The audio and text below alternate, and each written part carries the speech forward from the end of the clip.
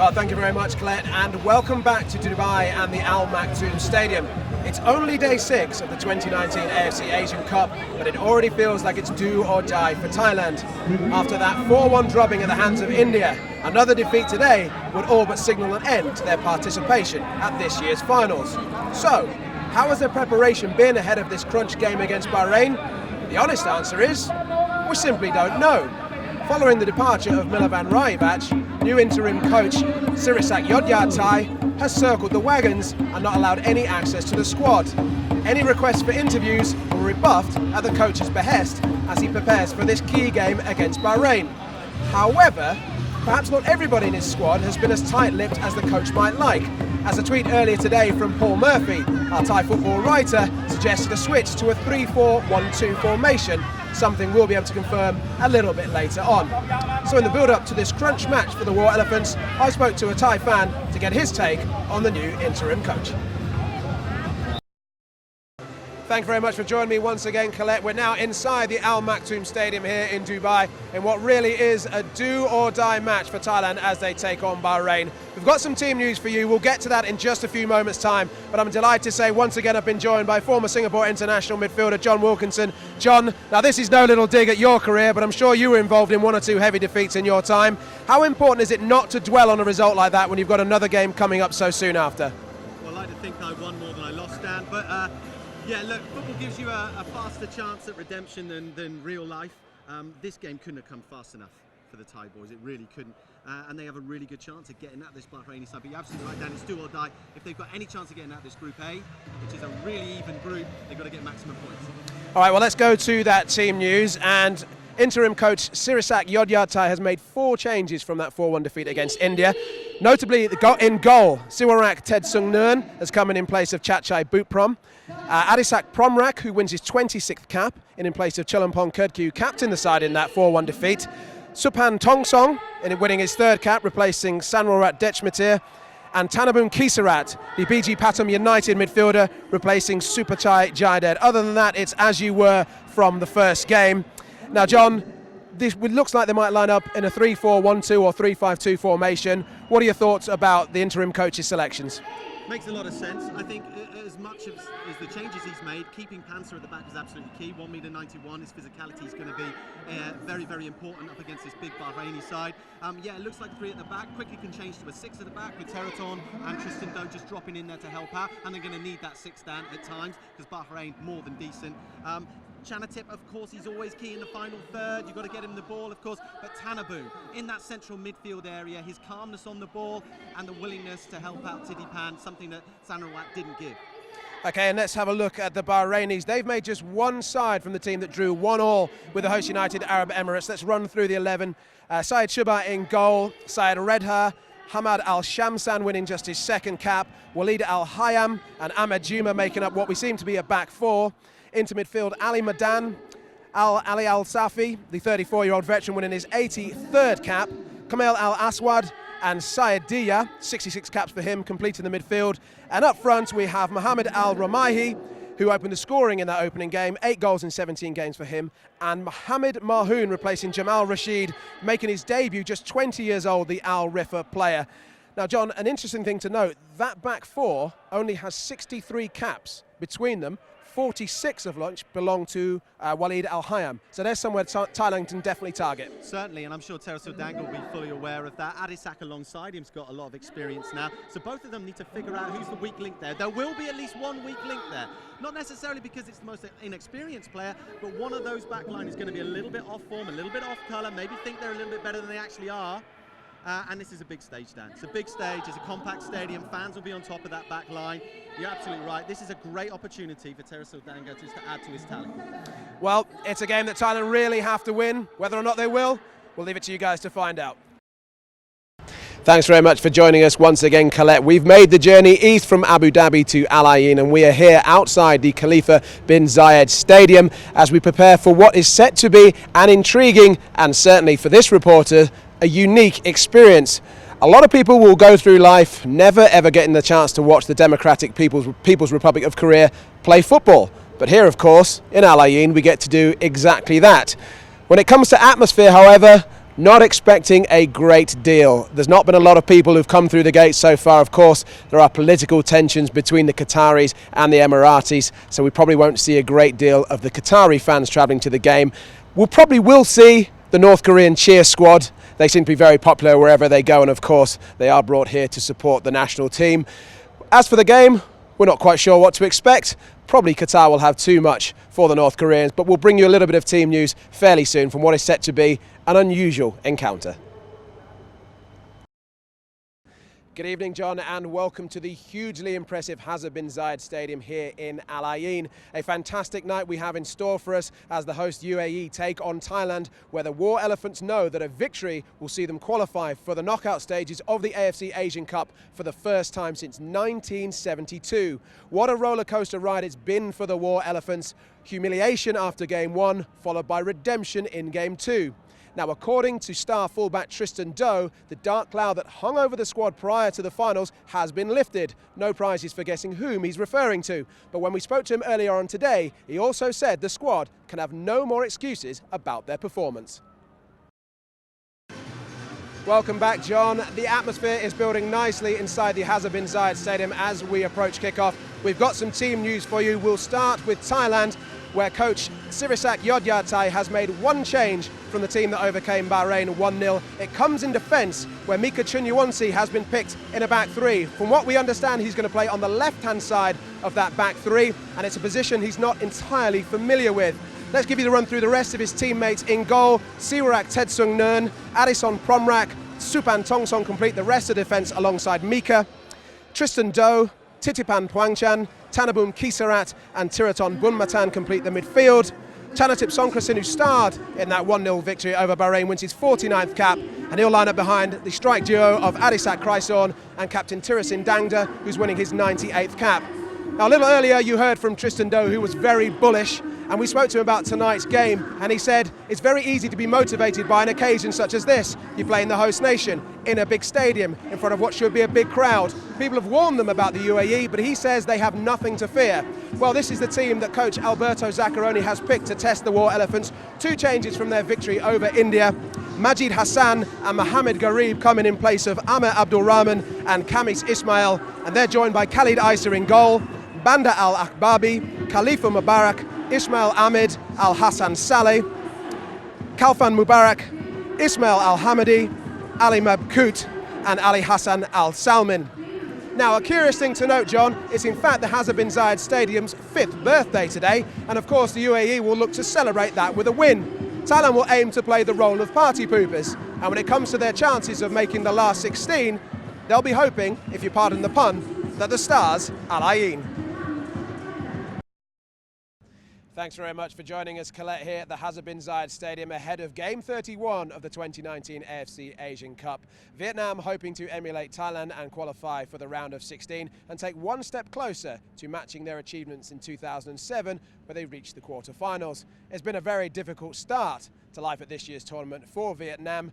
Two tough matches, two tough defeats against Iraq and Iran. But Scott McIntyre, who joins me now, things should get more straightforward against a Yemeni side who've conceded 8 goals in their opening 2 games. How do you think Coach Park Hang-seo will approach this one? Well, I'm not so sure that they will get any more straightforward, Dan. I think Yemen have actually impressed me. I know we're here to talk about Vietnam, but I mean, they've got a couple of guys that have or are playing in Brazil. I think they've been one of the more positive teams at the tournament. They have copped goals, as you said, but I think they've done that by virtue of trying to play football, which we haven't seen with the so-called Minnow. So I don't think Vietnam are going to have this all their own way at all. I mean, and we've seen under Coach Parker, we've seen at Suzuki Cup basically at youth tournaments as well. He only knows one way to play. That's what you can say negative, what I call negative football, counter-attacking football. Now, when they need to flick the switch and they need to attack and they need to chase goals, do they have it in them to do it? I don't know that they do.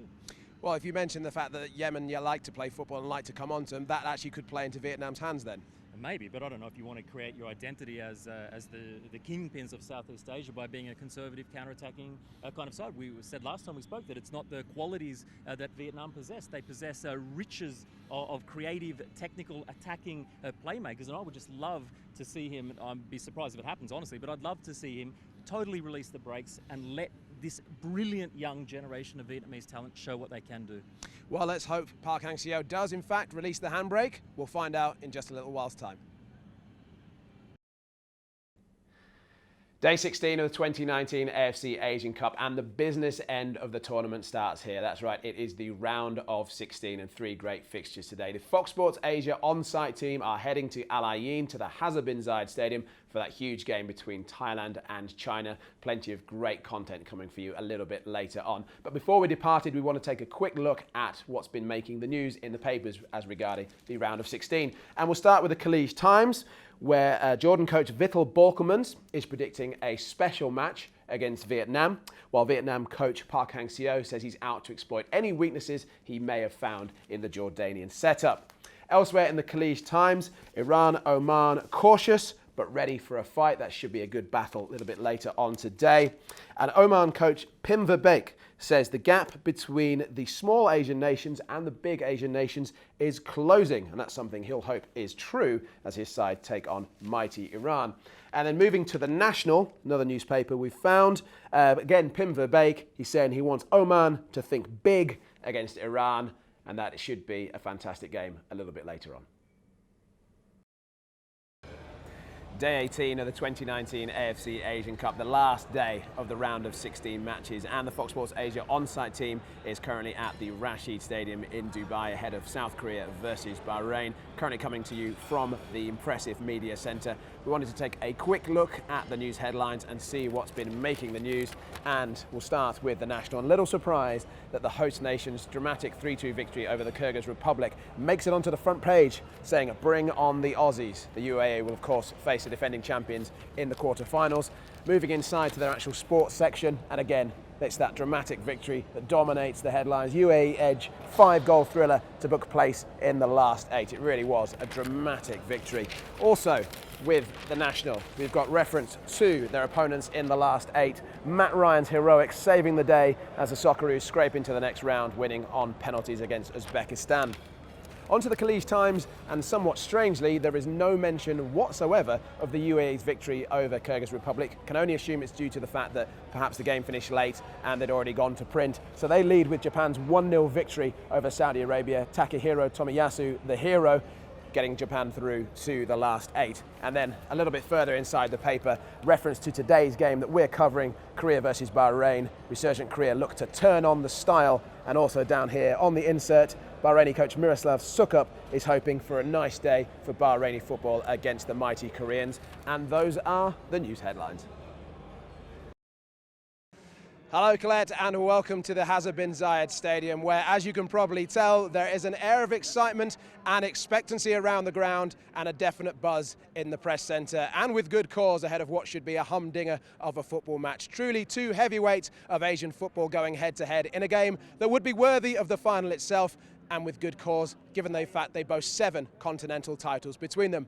The war of words is over, and I say war of words. It was more of an exchange of pleasantries during the pre-match press conferences, as both coaches were eager to heap praise on their opposing sides. Let's start with Iran, who will begin the game as favourites. They've been arguably the standout team of the 2019 AFC Asian Cup. But perhaps one concern might be is the fact they haven't been fully extended despite reaching the last 4. Thank you very much for joining me once again, Colette. I am pitchside here at Zayed Sports City Stadium ahead of the biggest game in Asian football, and I'm delighted to say that John Wilkinson is with me. John, you've played in cup finals before, perhaps not as big as this one, but as a player, what's going through your mind at this point? Trying to stay as relaxed as possible, if that is at all possible, because the atmosphere is fantastic and there's so much at stake. I don't like players coming into cup finals and thinking they've got nothing to lose, and I have a feeling there's a few Qatari players that think that they've already gotten what they want to get. Well, we've got some team news for you. We'll start with Japan, who've made one change from the team that beat Iran comfortably 3-0. Tsukasa Shiotani, who plays here in Al Ain, replacing Wataru Endo. Other than that, it's as you were: Shiuchi Gonda, Hiroki Sakai, Takehiro Tomiyasu, Captain Maya Yoshida, Yuto Nagatomo, Gaku Shibasaki, Ritsu Doan, Takumi Minamino, Genki Haraguchi and Yuya Osako. For Qatar, they've made 2 changes from the side that hammered the UAE in the semi-finals. Abdulaziz Hatim and Bassam Al-Rawi both returned from suspension, with Selim Al-Hajri and Karim Boudiaf dropping out. Elsewhere, it's Sad Al-Shib in goal, Pedro Correa, Boualem Kuki, Tariq Salman, Abdul Karim Hassan, Omer Madibo, Captain Hassan Al-Haydos, Akram Afif, and Almoez Ali, who has 8 goals in the tournament. John, 8 goals for Almoez Ali, up against probably the star of the tournament from a defensive point of view in Takahiro Tomiyasu. Who wins this battle for you? Look, all throughout this tournament, you've watched all the games like me, Dan. The star has been defensive football. It's defensive football that has gotten both of these sides this far, and it's going to continue that way. And so Tomiyasu comes out on top quite comfortably. It's incredible when you look at him, only 20 years of age, playing his trade in Belgium. I don't think he had any caps coming into this tournament. Incredible stuff, really. He comes out on top there. Well, you heard it here from John Wilkinson. I'm going to put you on the spot and ask you for a prediction. No, traditionally, not a lot of goals are scored in big cup finals. I'm gonna go with 1-goal margin victory for the Samurai Blue. We had it there as well. Japan to win, according to John Wilkinson. Spanish former international player Xavi predicted that Qatar would win the tournament way before it began, and he was mocked for it. But he's 1 game away from being proved absolutely right. Well, after 27 days of action at the 2019 AFC Asian Cup, we have our champions, Qatar, lifting the title for the very first time. And John Wilkinson, after what you have to say, was a very impressive performance. It was, from back to front. It was absolutely slick, it really was. And, you know, they're a fearless side, oozing talent, but defensively, they don't give you an inch. And this is a very young side as well, and this team will only grow together going forward. Going forward into the World Cup. A lot of people were worried about Qatar hosting the World Cup because they didn't think they'd have a team good enough, worthy enough to represent the country. They have that, they really do. They certainly do. Those fears definitely out of the window. Interesting thing that's been doing the rounds on social media is that the Qatari FA are perhaps considering bringing in a big name coach to take this team into the World Cup. That would be a ridiculous decision, surely. Well, they've got one. Felix Sanchez, I mean, incredible what he's done with a bunch of Aspire Academy graduates. He's watched them grow. He's personally turned them into top-class professional footballers, turned them into the best team on the continent. They've got a big-name coach. Don't need it. Well, if he does lose his job, which would be madness, it certainly won't be short of any opportunities, that's for sure. Let's talk about the tournament in a whole. It's been expanded to 24 teams. What are your feelings about the entire finals? I mean, I like that it's expanded. Vietnam was just great fun. I thought Thailand missed an opportunity against China. They were there for the taking. Philippines in fits and starts I thought were okay as well, with decent fun. I think it's been great, it really has. Defensive football ruled in this tournament. The next one, probably attacking football. That's just the way it goes, swings and roundabouts. Great fun, really well put together. Well, I know you mentioned Takahiro Tomiyasu as your star of the tournament before the final. Might you have changed your mind? Perhaps Almoez Ali, record goal scorer now at an AFC Asian Cup, or Akram Afif, 10 assists for him, which is quite staggering. Yeah, it is. I'm gonna move away from Akram Afif a little bit because it just frustrates me somewhat. But Almoez Ali, look, it's the most difficult thing to do in the game, is to put the ball in the back of the net. He did it over and over again. Against top sides, against Korea, against Japan rather. Overhead kick into the bottom corner. Yeah, I'll take him. We had a brilliant final, and if I have to force you to pick a favourite match, would it be this game or would it be something else? I love the game Iran versus Japan. I thought that was fantastic. I thought that was incredible, the intensity of it. This game was a little bit strange. Japan, they didn't start great, didn't come out the blocks, they looked a bit laboured. But that's what Qatar did really well in this competition. They capitalised on the opposition's mistakes. But yeah, Iran versus Japan for me was the best. Well, John, it's been a month of football galore, and it's been sensational to be here. Thank you very much for all the things you've done for us. Dan. And we do have worthy champions, Qatar, your 2019 AFC Asian Cup winners.